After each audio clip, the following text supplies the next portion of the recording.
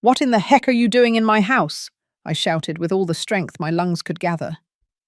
My heart was pounding so hard I thought it might burst right out of my chest. Before me, kneeling near the front door of my very own house, were my son, Robert, and his wife, Hope, tools in their hands, trying to force the lock. A huge moving van was parked right in front of my lawn, the back door wide open with some of my furniture already loaded inside. "Dad, weren't you supposed to be travelling for 2 weeks?" Robert went completely pale, as if he'd just seen a ghost. The tools dropped from his hands with a metallic clang that echoed in the silence of that afternoon. "Father-in-law, we were just—" Hope stammered, her eyes darting nervously between the truck and me, desperately searching for some believable excuse. But let me tell you how I got to this moment. Let me tell you how a simple change of plans turned into the most painful revelation of my life. My name is Frank Miller.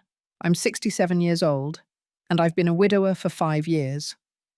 My wife, Mary Ann, was the love of my life for 42 years of marriage. When she passed away, I thought I would never feel that kind of deep, heartbreaking pain again. I was wrong, because the pain I felt that afternoon, looking at my only son trying to rob me, was different. It was a betrayal that cut deeper than anything else. That morning had started like any other. I got up early at 6:00 o'clock, as always. I brewed my coffee and checked my suitcase for the third time. I had planned this trip for months. My younger sister, who lives in Boston, had insisted that I come to visit her. "Frank, you need to get out of that house. You need a distraction, to do something different," she would tell me over the phone every week. And she was right. Since Mary Ann died, I had barely left home, this house we built together, where we raised Robert, where we celebrated birthdays, Christmases, where we lived a whole life. Every corner held a memory, every room told a story. The taxi arrived on time at 8:00 a.m. I took one last look at my house, locked the door, and put the keys in my pocket. Robert knew I was going on a trip. We had talked about the trip 2 weeks before. He had even come to visit me the day before, to say goodbye and wish me a good trip. Now I understand that visit had a completely different purpose. The Los Angeles International Airport was crowded as always. I checked in, went through security, and sat in the waiting area with my favorite book. My flight was scheduled for 11:00 a.m., but at 10:30, a voice announced over the loudspeakers that our flight had been cancelled due to technical issues with the aircraft. They offered to reschedule it for the next day, but something inside me simply said, "Go home." I can't explain exactly what it was. Maybe a father's intuition, maybe the instinct of a man who has lived long enough to feel when something isn't right. But I decided not to wait. I grabbed my suitcase, left the airport, and called another taxi to head back home. The trip back took 40 minutes. I looked out the window, watching the familiar streets of my city go by, thinking that maybe I could try to catch the flight the next day, or maybe it was a sign that I shouldn't travel at all. Mary Ann always said I was very superstitious, but she also believed in signs of destiny. When the taxi turned onto my street, something immediately caught my attention. There was a big truck parked right in front of my house. It was one of those moving trucks you rent by the day. My first reaction was to think that maybe a neighbor was moving, but as I got closer, my stomach clenched. The truck was parked exactly in front of my driveway, and the back door was open. I paid the driver and got out of the car with my suitcase, feeling every step way heavier. My legs were trembling slightly. Something was terribly wrong. I could feel it in every fiber of my being. I walked slowly up the driveway, and that's when I saw them. My son, Robert, my only son, the boy I raised, whom I fed, whom I hugged when he had nightmares. He was kneeling in front of my door with a tool in his hand, and next to him his wife, Hope, holding a screwdriver. Both were completely focused on forcing the lock of my house. For a second, my mind couldn't process what I was seeing. I just stood there, paralyzed, watching a scene that seemed straight out of a nightmare. Behind them, inside the truck, I could see some of my furniture. I recognized my old side table, the one I inherited from my father. I recognized the dining room chairs that Mary Ann and I bought on our 10th anniversary. That's when I yelled, "What in the heck are you doing in my house?" Robert dropped the tools and stood up so fast he almost lost his balance. His face shifted from shock to panic in a matter of seconds. Hope froze with the screwdriver still in her hand, her mouth opening and closing without making any sound. "Dad, weren't you supposed to be traveling for 2 weeks?" Robert stammered, and I could see sweat forming on his forehead, even though it wasn't hot. "My flight was cancelled," I said, my voice shaking with a mixture of shock, disbelief, and rage that was starting to boil inside me. "But that doesn't answer my question. What the hell are you doing, trying to break into my house by force?" "Father-in-law, we just wanted to—" Hope tried to speak, but the words got stuck in her throat. "You just wanted what?" My voice went up an octave. "You just wanted to break in and rob me. You just wanted to take my things while I was gone." I looked at the truck again more carefully. This time it wasn't just my furniture. I could see boxes, bags, objects wrapped in blankets. How long had they been planning this? How long had they been waiting for me to leave so they could empty my house? "It's not what you think, Dad." Robert finally found his voice, although it sounded weak, pathetic. "Can we explain?" "Then explain," I said, crossing my arms over my chest, trying to control the tremor running through my whole body. "Explain to me why my own son is trying to force his way into my house. Explain to me why there's a moving truck full of my belongings. Explain to me why I feel like my heart is breaking into 1,000 pieces right this minute." Robert looked at Hope, and in that exchange of glances, I could see everything I needed to know. They had planned this. It wasn't an impulse. It wasn't a misunderstanding. It was a deliberate, calculated plan, waiting for the perfect moment to execute it. "Dad, let me explain." Robert took a step toward me, but I instinctively backed away. That gesture, that small movement of rejection, seemed to hurt him more than any words. "Things have been tough for us lately," he said. "Tough?" I repeated, my voice loaded with disbelief. "And that gives you the right to steal from me?" "We're not stealing from you." Hope finally found her voice, though it sounded defensive, almost aggressive. "We're family. We thought you could help us." "Help?" I let out a bitter laugh that I didn't even recognize as my own. "Help by emptying my house while I'm gone, without even asking me, without my permission." I walked closer to the truck. I needed to see with my own eyes what else they had taken. With every step toward that vehicle, I felt as if I were walking toward my own execution. I climbed up the rear ramp and began to inspect the contents. My heart sank with every object I recognized. There was the china set that Mary Ann gave me on our 25th wedding anniversary, the antique lamps we bought together in that flea market district 30 years ago, the paintings that hung in the living room, including the one my mother painted before she died, books, decorations, even the old radio that belonged to my father. "How much?" I asked without turning to look at them. My voice was barely a whisper. "How much did you think you'd get selling my whole life?" "Dad, please." Robert's voice sounded broken behind me. I turned to face them, and the tears I had been holding back began to roll down my face. I have a very simple question, Robert. Just one question, and I want the truth. Is this the first time? The silence that followed was deafening. Robert couldn't look me in the eye. Hope was biting her lower lip, staring at the floor. Answer me, I demanded, my voice trembling.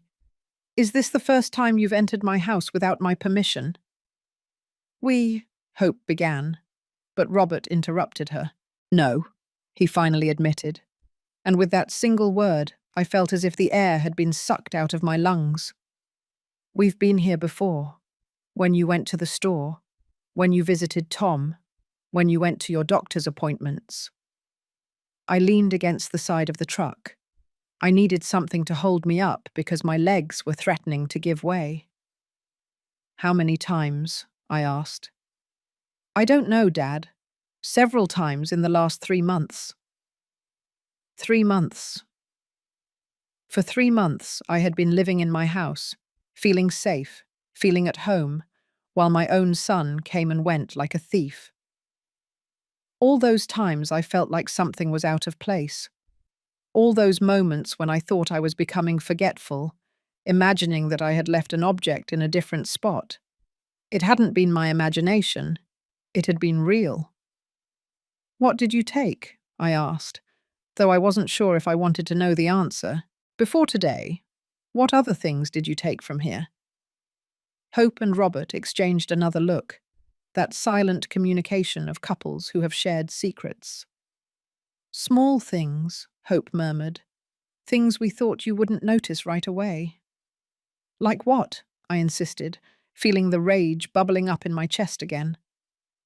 Some jewelry, Robert admitted, his voice barely audible. Some silver candlesticks. Some old books we thought would be valuable. Every word was like a direct blow to my heart. Mary Ann's jewelry, I whispered. The pearl earrings she left me before she died. The necklace she wore at our wedding. I thought I had lost them. I searched all over the house for weeks. We needed them, Dad, Robert tried to justify. We had debts. We had to pay. Could you have asked me for help? I exploded, my voice echoing throughout the street. I'm your father, Robert. If you needed money, if you were in trouble, you could have told me. But instead, you decided to steal from me. You decided to betray my trust in the worst way possible. We knew you didn't have much money, Hope interjected, and there was something in her tone that made me look at her more closely. You always say your pension barely covers the basics, that you have to watch every dollar. And that gives you the right to decide for me, I shouted. That gives you the right to come into my house like thieves and take what you want. I stepped down from the truck and walked toward the door of my house. I needed to go inside. I needed to see what else had been violated, what else had been touched by hands I thought loved me. I took my keys with trembling hands and unlocked the door. The inside of my house looked normal at first glance, but when you look carefully, when you know every corner of your home, you can see the absences. I could see the empty spaces where my things used to be. The shelf where I kept my grandmother's crystal figurine collection was empty. The cabinet where Mary Ann kept her collection of antique clocks had the doors open and the shelves bare. I walked toward my bedroom. Robert and Hope followed me at a distance, not daring to get too close. I opened the drawer of my dresser, the drawer where I kept my most precious treasures. It was practically empty. The locket, I said, my voice sounding hollow and dead. The gold locket that Mary Ann gave me on our last anniversary, with photos of us when we were young. Where is it? Silence. Where is it? I yelled, turning back toward them with a fury I had never felt before. We sold it, Hope admitted in a low voice. 2 weeks ago we needed to pay the rent, or we were going to be evicted. I felt as if my heart had been ripped out of my chest. That locket was the most precious thing I owned. It was Mary Ann's last gift. the last physical piece of our love I could hold in my hands. And they had sold it. They had sold it as if it were any worthless, unimportant object. "How much?" I asked, my voice shaking with contained rage. "How much did you get for it?" $200, Robert whispered. $200. They sold 42 years of marriage, of memories, of love for $200 miserable dollars. I sat on the edge of my bed, because if I didn't, I knew I would collapse completely. The tears were falling freely now, and I didn't try to stop them. Robert came closer, tried to put his hand on my shoulder, but I violently pulled away. "Don't touch me," I said in an icy voice. "Don't you dare touch me." "Dad, I'm so sorry," Robert sobbed. "We didn't want it to come to this. We thought if you were gone for 2 weeks, we could take enough stuff to solve our problems, and you would never have to know." "And then what, Robert?" I asked, looking him directly in the eyes. "Then what? When I came back from my trip and noticed my house was empty, what would you tell me? That there had been a robbery? Would you lie to my face while I cried over the loss of everything I loved?" He didn't answer, because there was no answer that could justify what they had done. "Who else did you sell my things to?" I continued. I needed to know everything. I needed to know the full magnitude of this betrayal.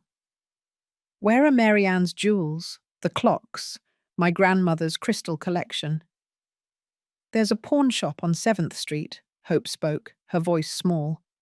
"That's where we took most of the things. Some we sold online in those buy and sell groups." "And the money?" I asked. "What did you spend the money on that you got selling my memories?" "We had debts," Robert began to explain. "The credit card was maxed out. We owed 3 months' rent. The car was about to be repossessed. We had collectors calling every day, threatening to sue us." "And it never occurred to you to ask me for help," I repeated, feeling that disbelief was mixing with the pain. "It never occurred to you to come to me, your father, and tell me the truth?" Robert ran his hands over his face, and I could see that he was crying too. But his tears no longer moved me as they used to. I could no longer feel compassion for someone who had violated my trust in such a profound and deliberate way. "We were ashamed," he finally admitted. "Ashamed to admit that we had failed, that we couldn't manage our own finances, that we were drowning in debt." "So you preferred to become thieves," I said bitterly. "You preferred to rob a 67-year-old widower who lives alone on his pension. That was the best solution you could come up with?" "You're not just some old man," Hope interjected, and there was something in her tone that made me look at her more closely. "You own this house, a big house, in a good neighborhood. You're worth a lot more than you think, Frank." Something in the way she said this chilled my blood. "What do you mean by that?" Hope looked at Robert, seeking permission or support. He shook his head slightly, but she seemed to ignore him. "This house is worth at least $300,000, Hope said, her words dropping like stones in the silence of the room. "Probably more. And you live here alone in this huge house with all these empty rooms, while we can barely afford a one-bedroom apartment in the worst part of the city."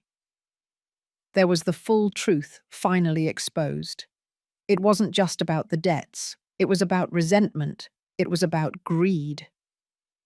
"So you thought I didn't deserve to live in my own house?" I said slowly, processing the magnitude of what I was hearing. "You thought I had too much and you too little." "It's not fair," Hope raised her voice, all pretense of remorse gone from her face. "We work 60 hours a week, and we can barely survive while you sit here alone in this mansion."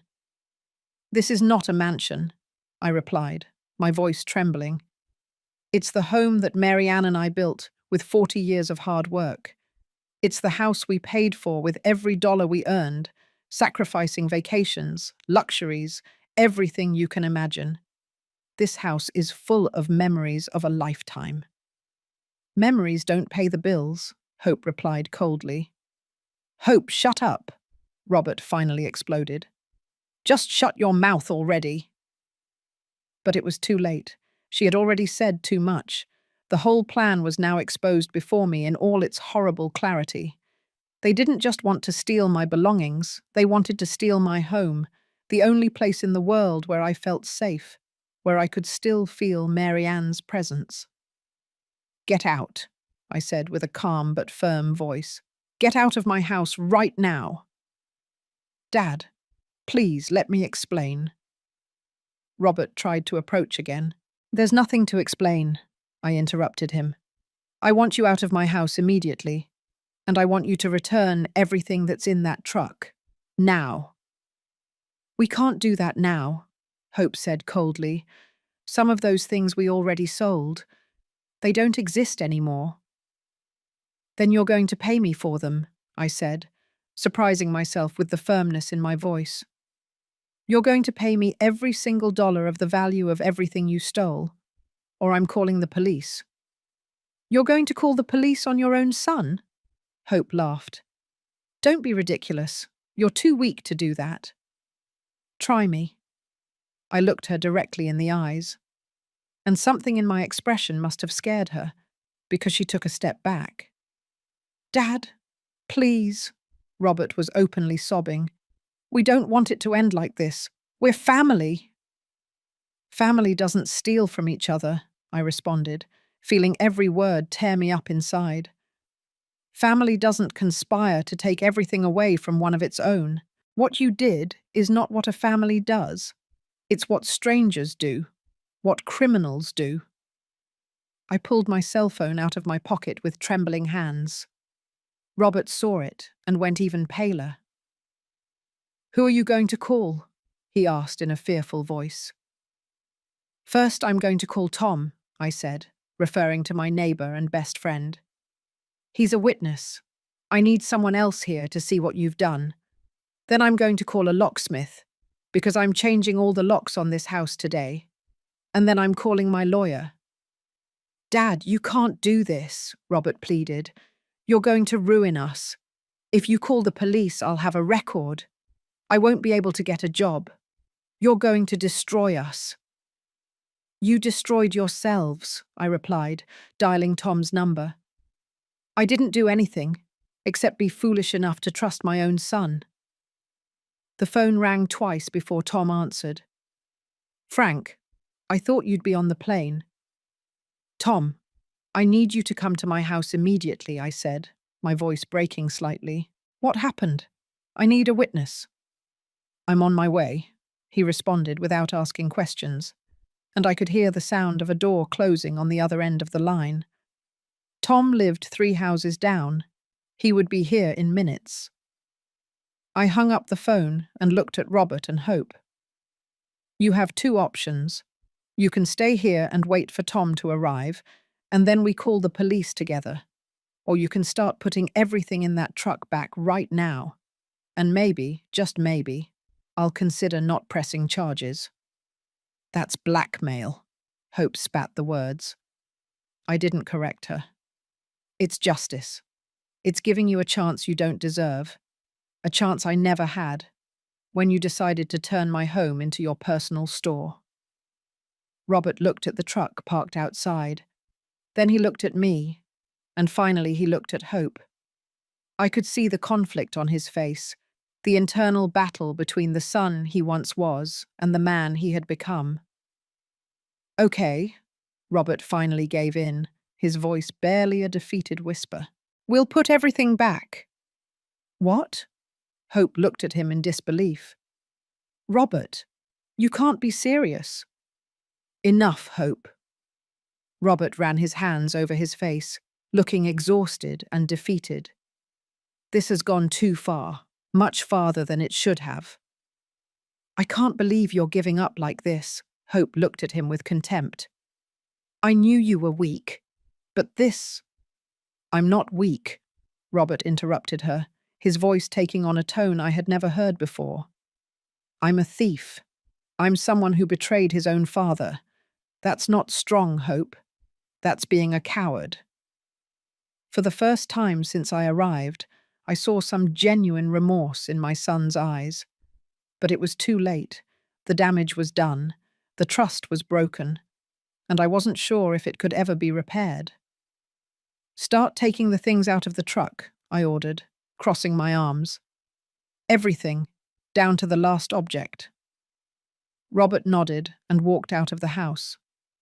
Hope followed him, but not without giving me a look full of pure resentment. I stayed in my bedroom, looking at the empty drawer where my most cherished treasures used to be, feeling a void in my chest that I knew no returned object could fill. I heard hurried footsteps outside, and then Tom's familiar voice. "Frank, where are you?" "In my bedroom," I called out.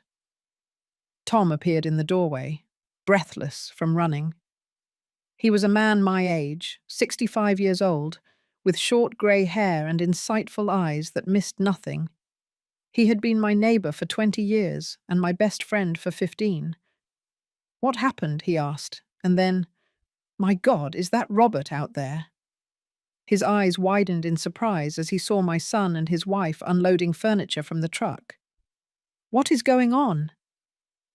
I told him everything, every painful detail, every devastating confession. Tom listened in silence, his expression shifting from surprise to disbelief, and finally to indignation. "That ungrateful jerk," he growled when I finished. "That miserable after everything you've done for him."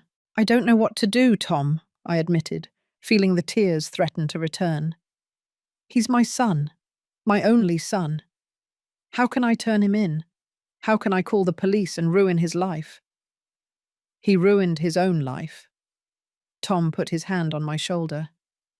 "And he almost ruined yours too, Frank. What they did is serious. It's not just theft.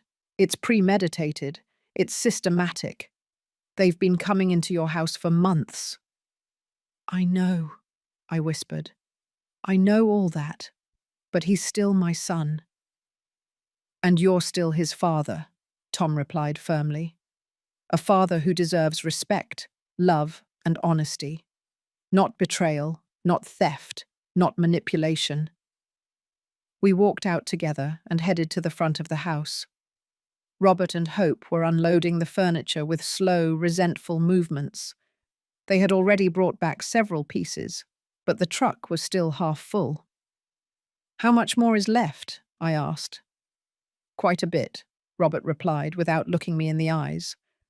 "It took us all morning to load. Then it will take you all afternoon to unload," I said without a trace of sympathy. "I want everything back in its exact place. Every piece of furniture, every box, every object." Tom stayed with me, a silent and supportive presence.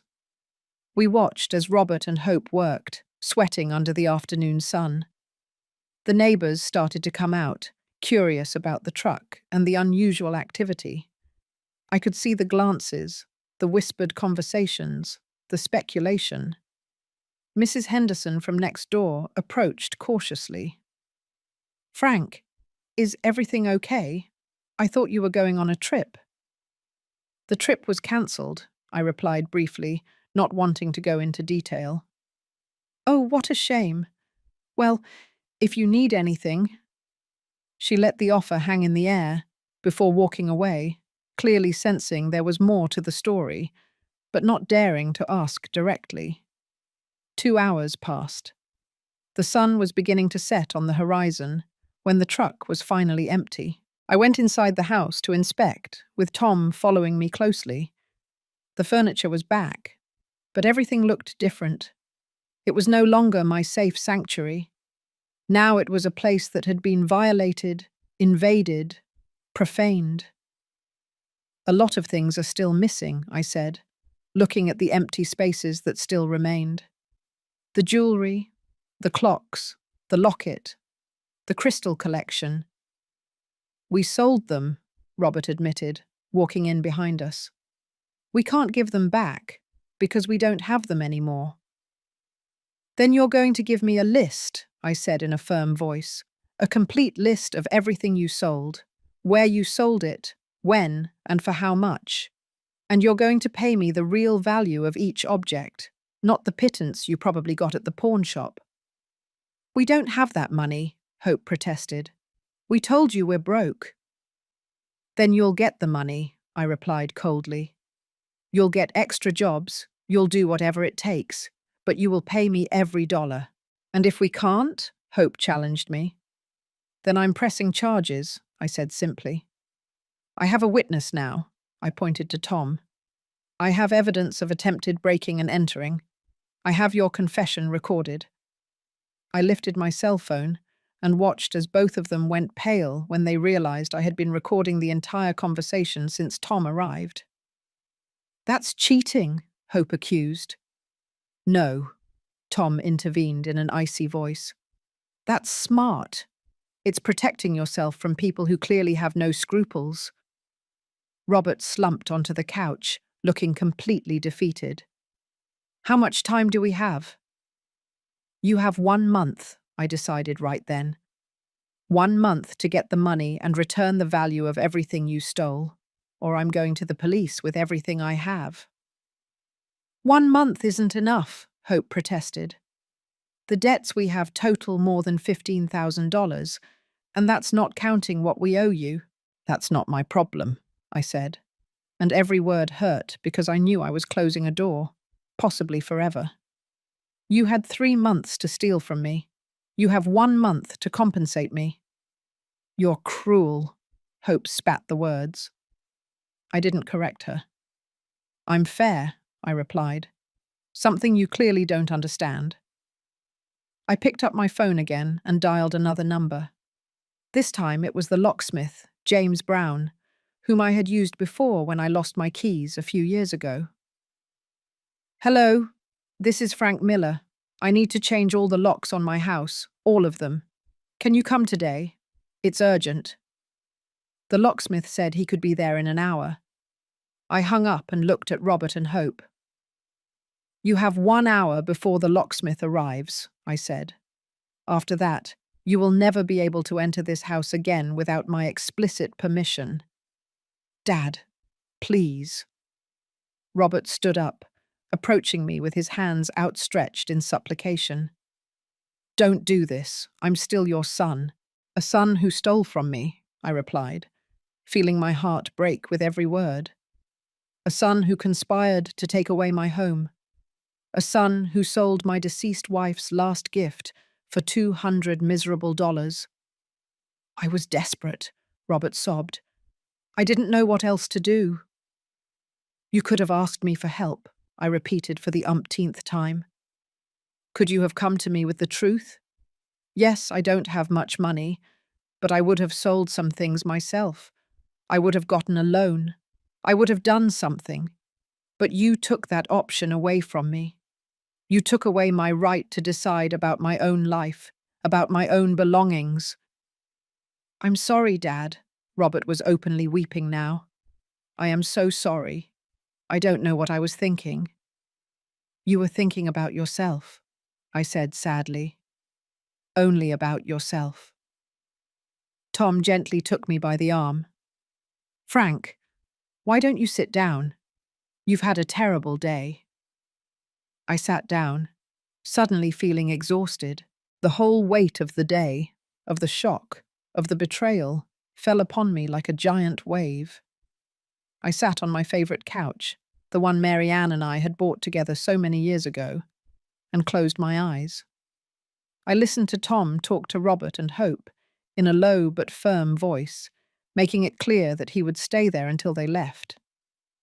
I heard the sound of traffic outside, the chirping of birds in the garden trees, all those everyday sounds that suddenly seemed to belong to another life, to another world where my son was not a thief.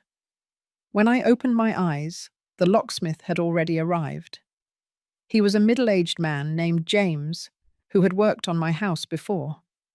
He greeted me with a kind smile that faded when he saw my expression and the tense atmosphere in the room. Mr. Miller, you said it was urgent, he commented, looking cautiously at Robert and Hope, who were sitting in silence on the other side of the room. Yes, I need you to change all the locks, I confirmed, getting up with effort. The front door, the back door, the garage door, all of them. All of them? James asked in surprise. That will cost around $400 with the labor. It doesn't matter, I said without hesitation. Do it. I watched as Robert winced at the mention of the money. $400 that I would have to spend because I could no longer trust my own son. $400 to feel safe in my own home. James began working on the front door. The sound of his tools filled the uncomfortable silence that had settled in the house. Tom brewed coffee in the kitchen without asking permission and brought me a cup with 2 teaspoons of sugar, exactly the way I liked it. Drink, he ordered gently. You've had a tremendous shock. I took the cup with trembling hands and drank. The hot liquid comforted me a little, although nothing could truly warm the cold I felt in my heart. Robert approached again, moving with the caution of someone approaching a wounded animal. Dad, about the power of attorney that Hope mentioned. I'm revoking it tomorrow, I interrupted him before he could continue. I'm going to see my lawyer and make sure you don't have any kind of legal authority over my affairs. None at all. Dad, please, he tried to explain. It wasn't my intention to misuse that. It was Hope who suggested we could. Don't blame your wife, I cut him off again. You made the decision. You came into my house. You took my things. You sold your mother's locket. Those were your decisions, Robert. Yours. But she pressured me, he insisted. She said you were selfish, that you had too much while we were suffering. She convinced me that we were doing the right thing. And you believed her? I asked in disbelief. You really believed that robbing your widowed father was the right thing to do? Robert didn't answer, but his silence was answer enough. Hope stood up abruptly. I'm not going to stay here listening to you blame me for everything. Robert is an adult. He made his own decisions. You're right, I agreed, surprising her. He is an adult who made terrible decisions. But you encouraged him. You manipulated him. You pushed him to betray his own father. I didn't manipulate him, Hope protested. I just opened his eyes to reality. The reality that his father lives like a king while his son can barely pay the rent. Like a king, I repeated, feeling the rage bubble up in my chest again. Living like a king. I cook my own meals because I can't afford to eat out. I wear the same clothes for years because I can't buy new ones. I clip coupons and wait for sales to buy groceries. Is that living like a king? You have a $300,000 house, Hope replied. A house I paid for over 30 years with the sweat of my brow and my wife's, I replied, my voice trembling. A house I don't plan to sell or mortgage because it's the only thing I have left of my life with Mary Ann. It's my home, my sanctuary, my refuge. It's a wasted investment, Hope said coldly. For you, maybe, I said. For me, it's my life. James finished with the first lock and started with the back door. Every sound of his work was like a nail in the coffin. Every new lock was another barrier between us. What happens now? Robert asked in a small voice. Are you just going to cut us out of your life? I don't know, I admitted honestly. I need time. I need space. I need to process all of this. Time until when? He insisted.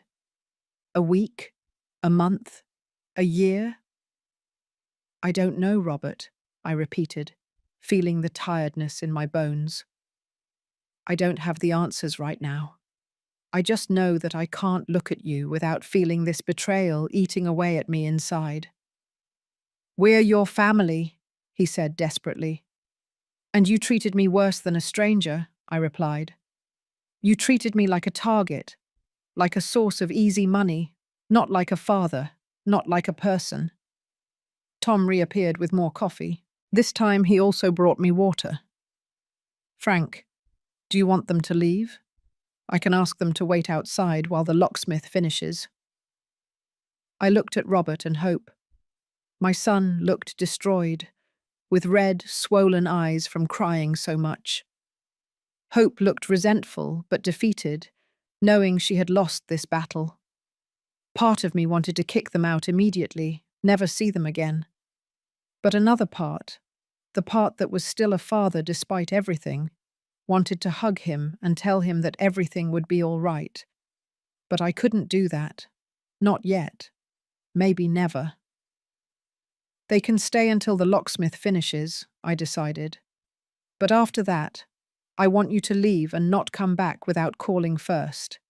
If you show up here unannounced, I will call the police. You would call the police on your own son? Robert asked in disbelief. After today, I don't know what you're capable of, I replied with brutal honesty. So yes, I would call the police if I needed to protect myself. Those words seemed to hit him harder than anything else I had said. He sank back onto the couch, his head in his hands, silently sobbing. James worked for another hour, changed 3 locks in total, and gave me a complete set of new keys. He also offered to install additional security locks, but I declined. I had spent enough money for today. Mr. Miller, if you need to change the locks again or have any security issues, don't hesitate to call me, James said, finishing putting away his tools. He gave me his card and a compassionate look that suggested he had understood more of the situation than I would have liked. I paid him in cash, money I had saved for emergencies. I never imagined an emergency would be protecting myself from my own son. After James left, I turned to Robert and Hope. It's time for you to go. Robert stood up slowly like a man walking toward his execution. Dad, can I at least give you a hug? Can I at least say goodbye properly? I looked at my son, the boy I had raised, the baby I had held in my arms, the teenager I had helped with homework, the young man I had watched marry Hope with love, and I felt nothing, a void where unconditional love used to be. No, I said simply. Right now I can't stand for you to touch me. I saw the pain in his eyes, and a small, cruel part of me rejoiced. I wanted him to feel even a fraction of the pain I was feeling. I understand, Robert whispered. Dad, I'm sorry. I am so sorry about all of this. I know these words mean nothing now, but I'm saying them anyway. You're right, I said with a hollow voice. They mean nothing. Hope said nothing, simply picked up her purse and walked toward the door. Robert followed her after one last look at me, a look full of remorse and desperation. Remember, I said before they left, you have 1 month. 1 month to get the money and return what you stole. Otherwise, I'm going to the police with everything. We'll get it, Robert promised, though his voice lacked conviction. And then they left. I heard the sound of footsteps walking away, the moving truck engine starting, the vehicle driving down the street. And then, for the first time all day, there was silence. Tom closed the door and engaged the new lock. The sound was definitive, final. Frank, he said softly, coming to sit next to me. Are you okay? No, I admitted. And finally, I allowed the tears to flow freely. I'm not okay at all. Tom hugged me as I cried. I cried for the lost innocence, for the broken trust, for the relationship that might never be repaired. I cried for the son I thought I had, and for the man he had truly become. I cried for Mary Ann, wishing she were here, wishing she could tell me what to do. Let it out, Tom murmured, patting my back like a father would. Cry all you need to, you've earned it. I don't know how long we stayed like that. The sun had completely set when I finally pulled away from him. My eyes were swollen and my throat was sore from sobbing. "Thank you," I whispered, drinking the water slowly. "Thank you for being here. I don't know what I would have done without you." "You don't have to thank me," Tom responded firmly. "That's what friends do. Real friends." That word, real, resonated in my mind. Real friends, real family. What did those words truly mean? I had thought that family was sacred, that blood was thicker than water, that a son would always be a son. But today had taught me that family could betray you as deeply as any stranger. Perhaps more deeply because you trusted them in a way you would never trust anyone else. "Do you need something to eat?" Tom said, getting up from the couch. "I bet you haven't eaten all day." He was right. My last meal had been breakfast that morning, a lifetime ago, but the idea of eating made my stomach churn. "I'm not hungry," I protested weakly. "I don't care." Duh. Tom was already in the kitchen, opening the refrigerator. "You're going to eat, even if I have to put it in your mouth myself. You've had a tremendous shock, and you need to keep your strength up."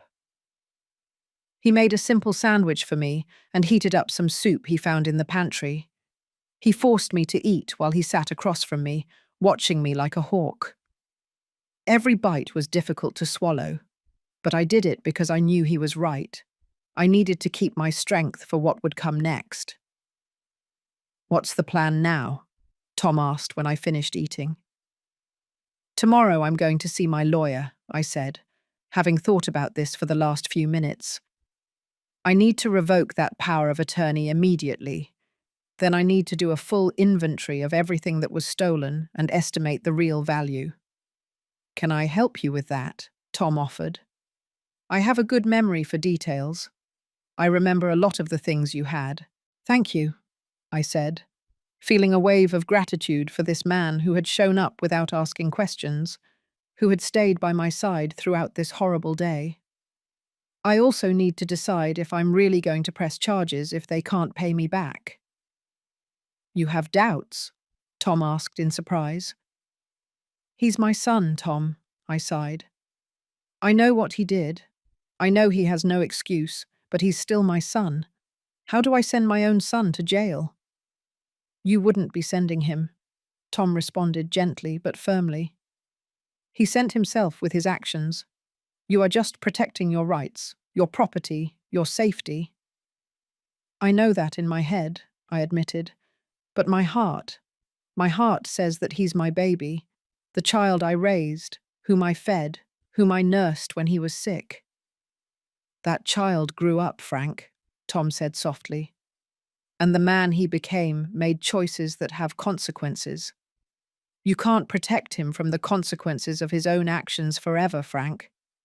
Sometimes love means letting people face what they've done." His words made sense, but that didn't make them any easier to accept. Tom stayed with me until very late that night. We went through every room of the house together, taking notes of what had been returned and what was still missing. The list of lost objects was devastating. Mary Ann's jewellery, valued at least $5,000. My antique clocks, which had been appraised at $3,000 a few years ago. My grandmother's crystal collection, irreplaceable, but probably worth around $2,000. And the locket, my precious locket, which was priceless to me, but which they had sold for a miserable $200. "They're looking at a debt of at least $15,000, Tom calculated, reviewing our notes. "And that's being conservative with the estimates. Some of these things could be worth a lot more." "They'll never have that money," I said with certainty. "They already said they have $15,000 in debts. How are they going to get another $15,000 in 1 month?" "Then you go to the police," Tom said simply, as if it were the most obvious thing in the world. "Then I go to the police," I repeated, tasting the words in my mouth. They felt strange, wrong, as if I were speaking a foreign language. That night, after Tom finally went home, I stayed awake for hours. The house felt different. Every creak made me jump. Every shadow seemed threatening. This place, which had been my sanctuary for decades, now felt like a violated and unsafe space. I got up and checked all the locks 3 times, then 4 times, then 5. I knew it was irrational, that the locks were new and secure, that Robert and Hope no longer had the keys, but I couldn't stop. The fear had settled into my bones in a way I couldn't shake. Finally, around 3:00 a.m., I fell asleep on the couch, with all the lights on, unable to bear the thought of sleeping in my bedroom, where much of the confrontation had taken place. I woke up with the sun streaming through the windows and my body aching from sleeping in an uncomfortable position. For one blessed moment, I didn't remember anything. Then it all came back at once like a cold wave, and I had to breathe deeply several times to keep from starting to cry again. I forced myself to get up, make coffee, and follow a normal routine, even though nothing was normal. I called my lawyer, Gilbert Fernandez, as soon as his office opened at 9:00 a.m. "Mr. Frank Miller, what a surprise," he said with his most friendly and professional voice. "How can I help you?" "I need an urgent consultation," I said, trying to keep my voice steady. "I need to revoke a power of attorney and possibly discuss pressing criminal charges." There was a pause on the other end of the line. "Criminal charges? Is everything all right?" "No," I admitted to him. "Nothing is all right, but I prefer to discuss it in person. I can see you this afternoon at 2. Does that work for you?" "Perfect," I accepted. "I'll be there." I spent the next hours preparing for the meeting.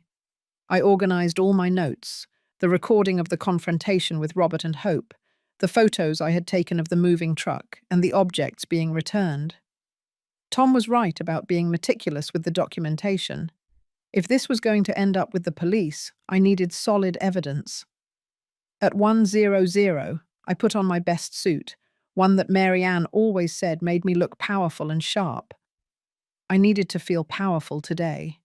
I needed to feel like I still had control over something in my life. Gilbert's office was downtown, in an old but well-maintained building. I had known him for years. He had handled the sale of our first house.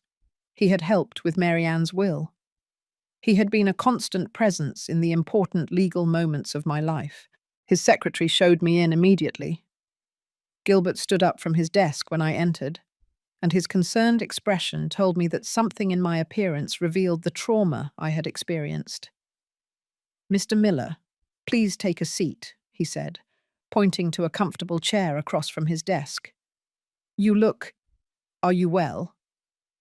"I'm not well," I said honestly, sitting down. "I'm not well, but I need your help to sort this out." And then I told him everything, every painful detail of that horrible day. Gilbert listened without interrupting, taking occasional notes, his expression becoming more serious with each revelation. "This is serious, Mr. Miller," he said when I finished. "Very serious. We are talking about theft, possible document forgery, conspiracy. Your son could face years in prison." "I know," I whispered. "That's why I'm so devastated." "I understand your conflict," Gilbert said with compassion. "He is your son, but you also need to protect yourself. First, let's revoke that power of attorney immediately. I can prepare the documents today." "Thank you," I said with relief. "Second, we need to decide on the criminal charges," he continued. "You have solid evidence, the recording, your neighbor's testimony. The facts are clear, but once you press charges, there's no turning back. The legal process will run its course." "I gave them 1 month," I explained. 1 month to return the value of what they stole." Gilbert nodded thoughtfully, clasping his hands on his desk.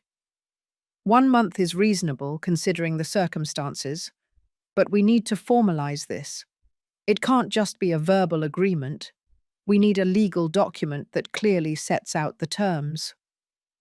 What kind of document? I asked, relieved to have someone who knew how to handle this professionally. I will prepare a restitution agreement, Gilbert explained.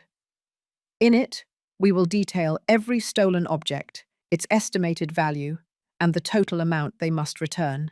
We will also include a specific deadline, 30 days from the signing, and the consequences if they don't comply, which would be the immediate filing of criminal charges.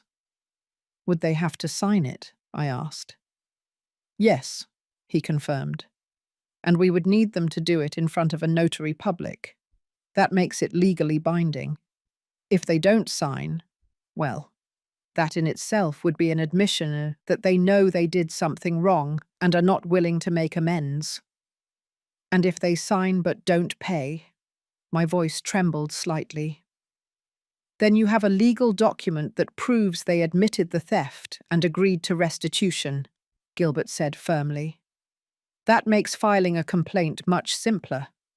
Essentially, they would be condemning themselves. I nodded slowly, processing everything. How long will it take you to prepare this document? I can have it ready tomorrow morning, he responded. I will also include a clause prohibiting any unsolicited contact with you or entry onto your property without your explicit written consent. Basically, a civil restraining order. Thank you, Gilbert, I said, feeling for the first time since yesterday that someone was on my side, protecting me. I don't know what I would do without your help. That's what I'm here for, he replied with a kind smile. Now, let's talk about the power of attorney. Do you have the original document? I took the document out of my bag. I had kept it in my safe at home, along with other important papers. Gilbert reviewed it carefully, frowning as he read. This power is quite broad, he commented with concern. More than it should be for a temporary post-surgery power. Who drafted this? A lawyer, Robert recommended, I admitted, feeling a new weight in my stomach. He said he was a friend of his, that he would give us a good price. Mr. Miller, Gilbert looked at me seriously. This document gives your son authority over virtually all of your financial and legal affairs. With this, he could theoretically sell your house, empty your bank accounts, obtain loans in your name. Do you realize how dangerous this is? I felt as if I had been punched. But the lawyer said it was standard, that it was what was necessary to handle my accounts while I recovered. He lied to you, Gilbert said bluntly. Either he was incompetent or he did it intentionally. I suspect it was the latter. Do you remember his name? I gave him the name, and I saw Gilbert's expression darken even more. I know that man, he said with disgust. He has had several complaints before the Bar Association. He works in grey areas, so to speak. I wouldn't be surprised if he intentionally collaborated with your son on this. You mean Robert planned this 2 years ago? The magnitude of the betrayal continued to grow. It's possible, Gilbert said carefully. Or maybe he just wanted to have the option as a precaution. Either way, this power of attorney should have been revoked a long time ago. The fact that your son never suggested this is telling. I left Gilbert's office 2 hours later with a clear plan, but with an even heavier heart. The power of attorney would be officially revoked the next day. The restitution agreement would be ready in 48 hours, and if Robert and Hope didn't comply, I would have everything necessary to press charges that could send them to prison. When I got home, I found Tom waiting for me in his yard. He came over immediately when he saw me get out of the taxi. How did it go? He asked with concern. It's under control, I replied wearily. Gilbert is preparing everything. But I found out something worse, Tom. The power of attorney I gave Robert 2 years ago was much broader than it should have been.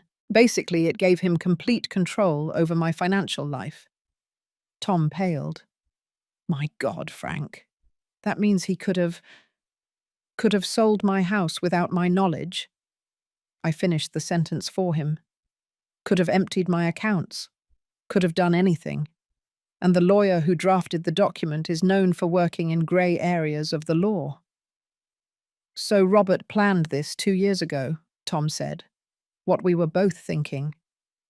Or at least he made sure he had the necessary tools when the time came, I nodded. That night I slept poorly again. Nightmares tormented me. I dreamed I came home and found it completely empty. I dreamed I opened my drawers and everything was gone.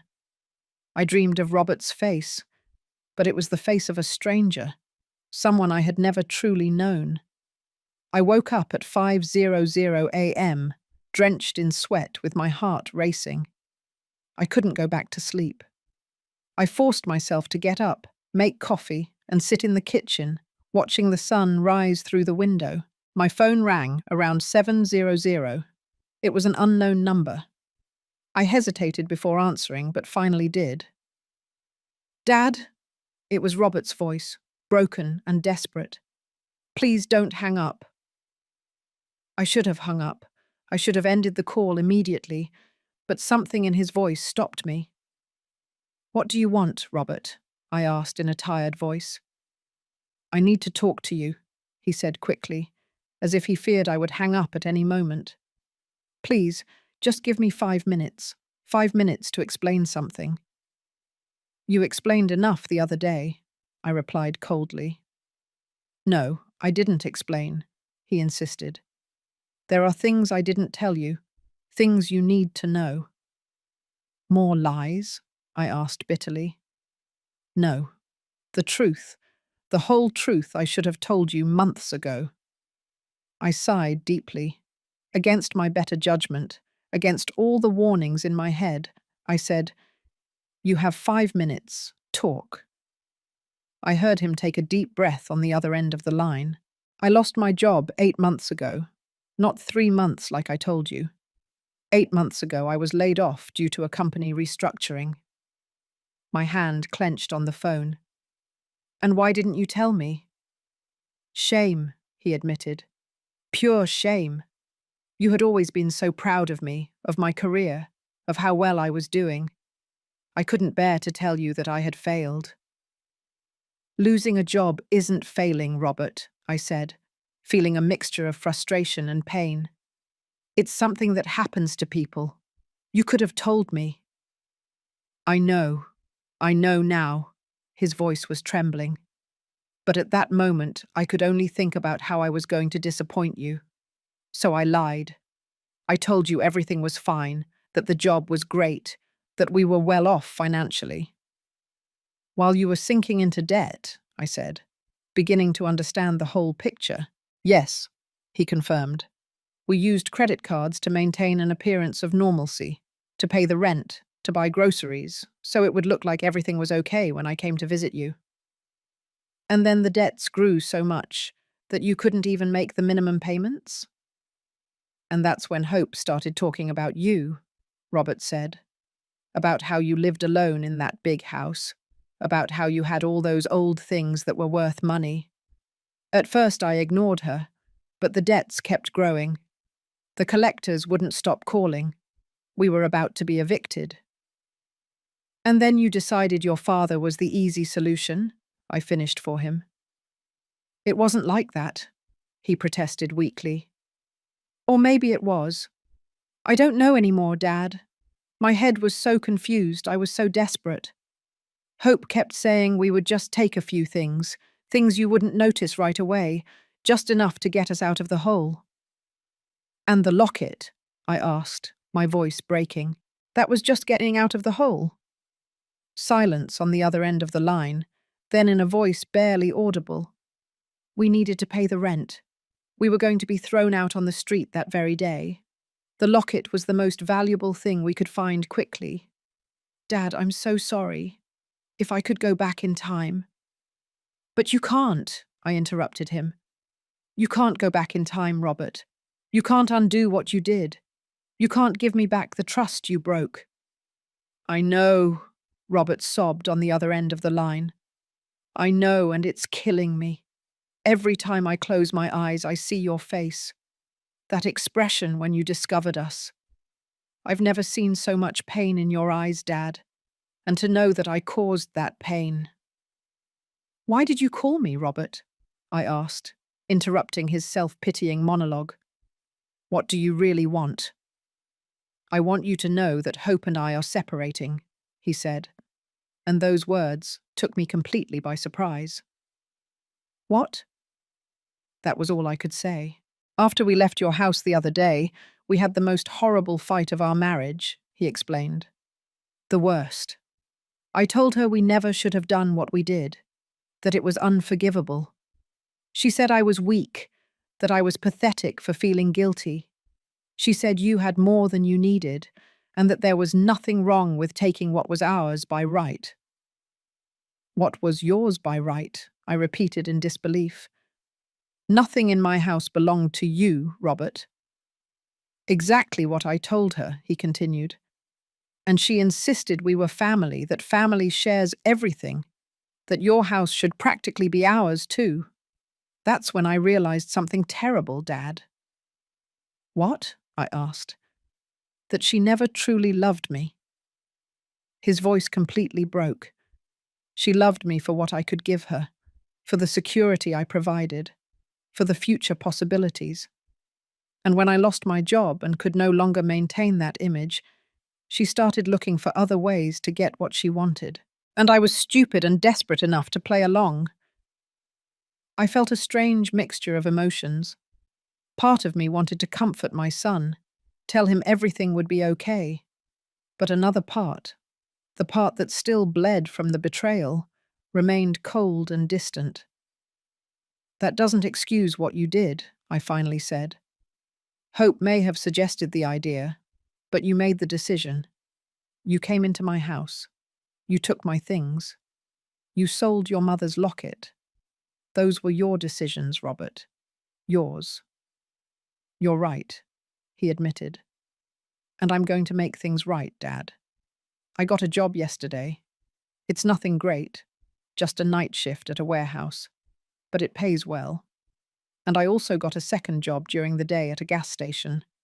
Between the two jobs, I can earn about $2,000 a month. I did quick mental calculations. That wasn't enough to pay $15,000 in 1 month. I know, he said with frustration. I've been thinking about this non-stop. I'm trying to sell my car. I could get about $4,000 for it. And I have some things I can sell. My computer, my guitar, anything of value. And Hope? I asked. Is she contributing to this? She left, he said simply. She packed her bags last night and went to live with her sister. She said that if I was stupid enough to ruin our lives for a selfish old man, then she didn't want to be a part of it. The phrase, selfish old man, hit me like a slap. That's how she saw me. That's how she had probably seen me for years. I had just been too blind to notice. So you're alone, I observed. Yes, he confirmed. But maybe that's what I need. Maybe I've needed to be alone for a long time, to figure out who I really am, without someone else telling me what to think or what to do. Robert, I appreciate you calling me and telling me all this, I said carefully, but this doesn't change the situation. My lawyer is preparing a restitution agreement. You will have to sign it in front of a notary public, and if you cannot pay the full amount in 1 month, I will have to press charges. I understand, he said with a resigned voice, and I accept it. Whatever you do, Dad, I accept it. I deserve whatever you decide to do. It's not about what you deserve, I replied, feeling the tiredness in every word. It's about protecting myself, making sure this never happens again. It will never happen again, he promised vehemently. I swear on Mum's memory that I will never do anything like this again. The mention of Mary Ann cut through me like a knife. Don't swear on your mother, I said with a trembling voice. Don't bring her name into this. She would be devastated if she knew what you did. I know, Robert sobbed. And that's what hurts the most, knowing that I not only disappointed my father, but also my mother's memory. We ended the call shortly after. There wasn't much more to say. Robert promised to be available to sign the agreement when it was ready. I didn't promise him anything. I couldn't promise forgiveness. I couldn't promise a repaired relationship. I could only promise that I would think about everything he had said. 2 days later, Gilbert called me to say the agreement was ready. Robert came to his office that afternoon, looking haggard and exhausted. He had dark circles as if he hadn't slept in days. He had lost weight. His clothes hung loosely on him. "Hi, Dad," he said when he saw me. His voice was barely a whisper. "Robert," I replied with a brief nod. Gilbert had us sit down and explained the terms of the agreement. Robert listened in silence, nodding occasionally. When Gilbert finished, Robert signed without asking questions, without trying to negotiate. His signature trembled slightly on the paper. "I understand that I probably won't be able to pay everything in 1 month," he said after signing, "but I want you to know that I'm going to try with everything I have, and if I can't, I'll accept the consequences. I'm not going to run away. I'm not going to hide. I will face what I did." I nodded, not trusting my voice to speak. Seeing him like this, so broken and defeated, broke my heart. Despite everything, he was still my son. That part would never change, no matter what he had done. The following weeks were the hardest of my life. Every day I woke up feeling the weight of the decision I would have to make. Robert called me weekly to report his progress. He had sold his car for $4,000.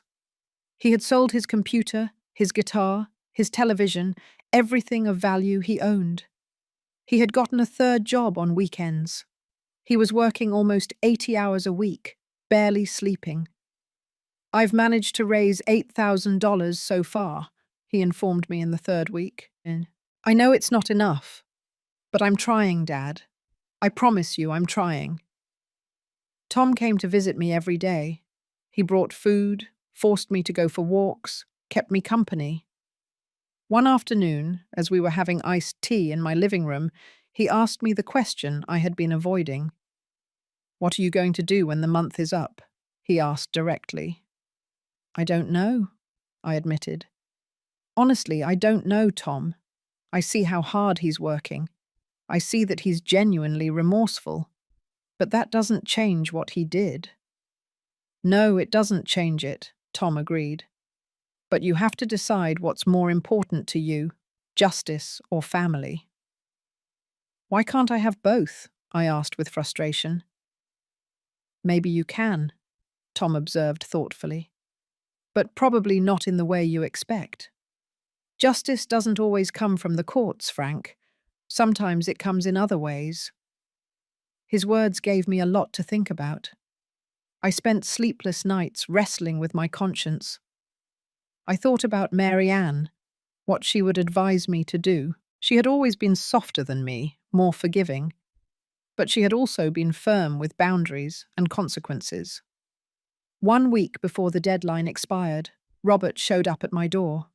He had called first, asking permission to visit me. When I opened the door, I barely recognized him. He had lost at least 30 pounds. His face was gaunt, with deep lines of tiredness and stress. "Come in," I said, making room for him. He entered cautiously like a scared animal. He sat on the edge of the couch with his hands clasped between his knees.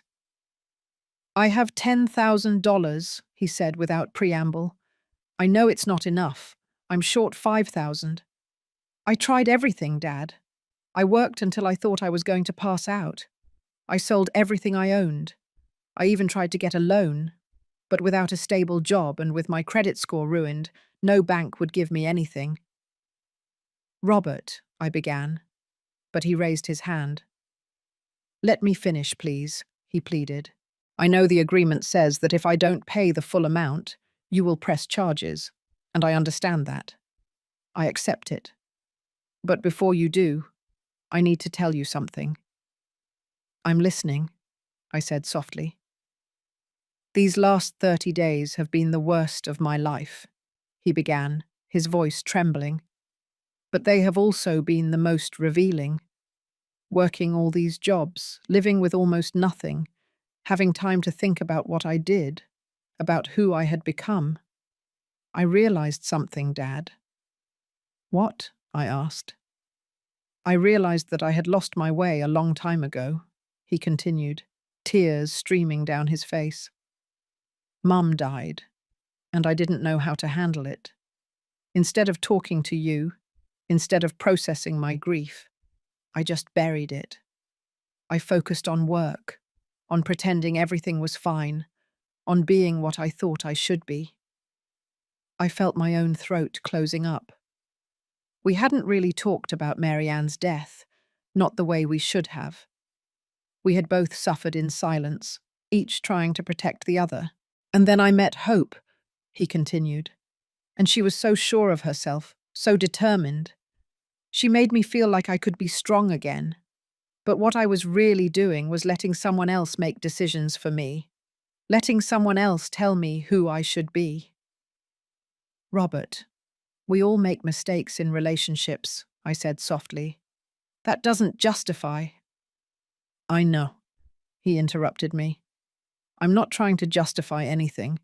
I'm just trying to explain how I got to the point where I thought robbing my own father was an acceptable option.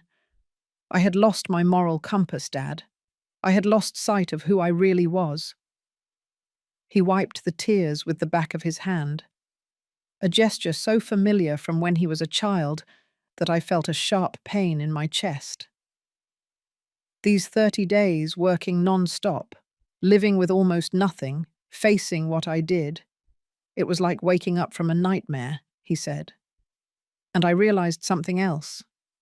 I realized that what I regret the most is not that you discovered me. It's that I did this in the first place. It's that I betrayed everything you taught me about honesty and integrity.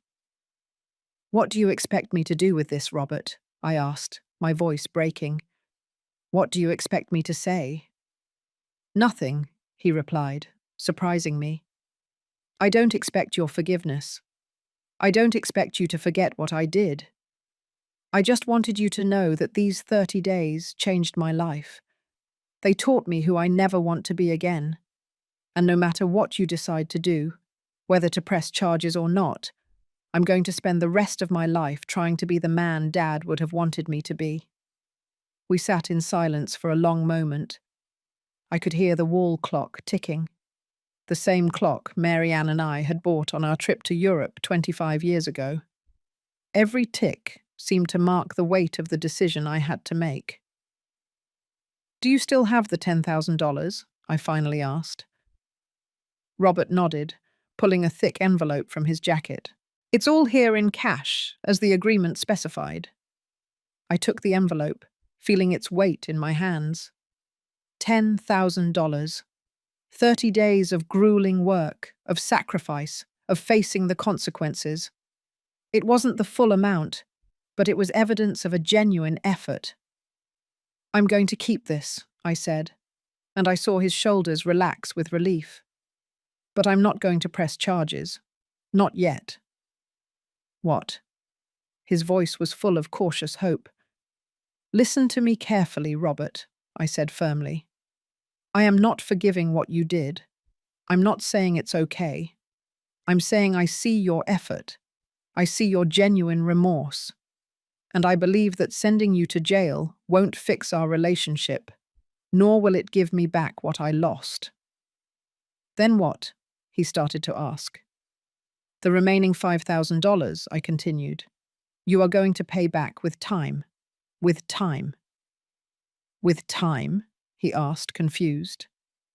Once a month, I explained, forming the idea as I spoke. You will come to my house. You will help me with things I need, repairs, yard work, whatever. And we will talk. Really talk. Not just superficialities. We will talk about your mother, about your grief, about how to rebuild trust. I saw the surprise on his face. You're giving me another chance?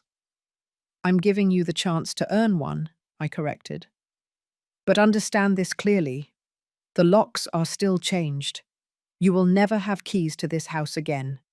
If you want to visit me, you will call first. If I need help, I will call you. But you will never enter my house again without an invitation. Understood? Understood. He nodded vigorously. Dad, I promise I won't disappoint you again. That's what I expect, I said, feeling the weight of years fall from my shoulders. Because this is your last chance, Robert. If you ever betray my trust again, in any way, there will be no more conversations. I will press charges immediately. I won't, he promised. I swear on Mum's memory, on everything that is sacred. This time, when he mentioned Mary Ann, it didn't hurt as much because I could almost see my wife approving this decision. She had always believed in second chances, always believed in redemption, but she had also believed in consequences and clear boundaries. Robert stayed a little longer. We had coffee together, something we hadn't done in months. The conversation was awkward at first, full of pauses and tense silences, but gradually we started talking about real things. He talked about how hard it had been to lose his mother, how he had felt he had to be strong for me, when in reality he was devastated too. I talked about my own loneliness, how every day in this big house reminded me of what I had lost. We should have had these conversations 5 years ago, I said finally. Yes, Robert agreed, but I guess it's better late than never. When he left that night, I hugged him for the first time since the day of the confrontation. It wasn't like before. There wasn't that unconditional warmth and trust, but it was a start. A small step towards something that perhaps with time and effort it could heal.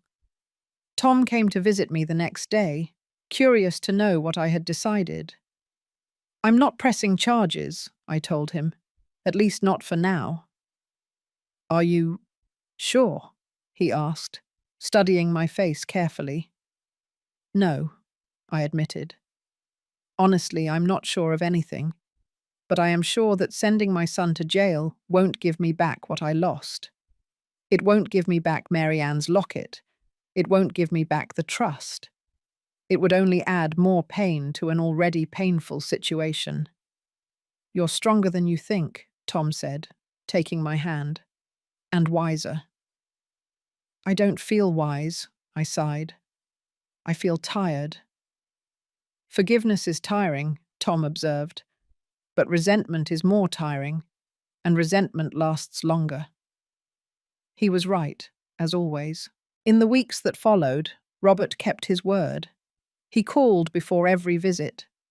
He came once a week to help with household chores. He fixed the garden fence that had been broken for months. He cleaned the gutters. He painted the guest room, which had needed a fresh coat of paint for years. And we talked. We talked about Mary Ann, about the good times and the difficult ones. We talked about his childhood, about the memories we shared. Slowly, very slowly, we began to rebuild something. It wasn't what we had before. That was lost forever. But it was something new, something built on honesty and clear boundaries instead of assumptions and blind trust. Months later, as I sat in my living room on a quiet afternoon, I realized the house felt different. It no longer felt violated or unsafe. It felt like my home, but a home I now protected with greater care. The new locks were not just metal and mechanisms. They were symbols of healthy boundaries, of necessary protection. I thought about everything I had lost. Mary Ann's jewelry, my clocks, the precious locket. I would never get them back. That pain would remain forever. But I had also gained something. I had gained knowledge of my own strength. I had learned that love doesn't mean allowing yourself to be hurt. I had learned that forgiving doesn't mean forgetting or pretending that nothing happened. I stood up and walked toward the front door, passing my hand over the new lock. I remembered the words Tom had said months ago, words that now resonated with deep truth in my heart. Not every closed door is resentment, I whispered to myself. Some are protection. I closed my eyes and could feel Mary Ann's presence around me, in every corner of this house we built together. And I knew with a deep certainty that she would be proud of me, not necessarily for forgiving our son, but for protecting myself first, for setting boundaries, for knowing that true love includes respect, and that respect requires limits. Outside, the sun was beginning to set, painting the sky with shades of orange and pink. It was the end of a day, but also the beginning of something new, a new way of living, perhaps more cautious, but also more conscious, stronger, more mine. And for the first time in a long time, I felt at peace. 3 years later, Robert and I have a different but solid relationship. He has never had keys to my house again, but he hasn't asked for them either. He has slowly rebuilt his life, found a stable job, moved into a small but decent apartment. He never remarried. Every month he keeps his promise. He comes, he helps, we talk. Sometimes they are difficult conversations, sometimes they are moments of genuine connection, but they are real, honest, built on a foundation of mutual respect and clear boundaries. Did you enjoy my story? Where are you watching us from? Let's connect in the comments. If you liked the story, you can support me by sending a super thanks so I can keep bringing more stories like this. I truly appreciate your support. I look forward to your comments on the story. In the video, you can see 2 new life stories that I highly recommend. There's a lot more on my channel. Don't forget to subscribe. Until the next life story with love and respect.